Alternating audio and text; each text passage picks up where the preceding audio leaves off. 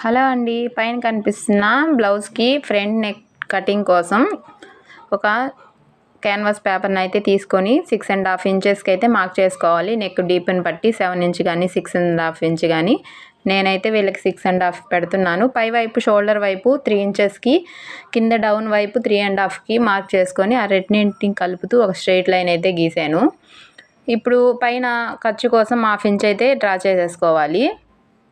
అక్కడ నుంచి మనకి 6 ఇంచ్ వస్తుంది. అక్కడికి 2 ఇంచెస్కి 4 ఇంచెస్కి మార్క్ చేసుకుంటూ ఆ రెండింటిని వీడియోలో కానీ చూపిస్తున్న విధంగా కట్ వర్క్ షేప్ వచ్చేలాగా అయితే డ్రా చేసేసుకోవాలి. చూడండి, కింద 6.5కి చిన్న స్లోప్ అయితే ఇచ్చేసి కర్వ్ షేప్ కొంచెంగా ఇస్తే సరిపోతుంది. ఈ విధంగా కట్ చేసేసుకున్నామంటే చాలా ఈజీగా పైన కనిపిస్తున్న నెక్ అయితే వచ్చేస్తుంది.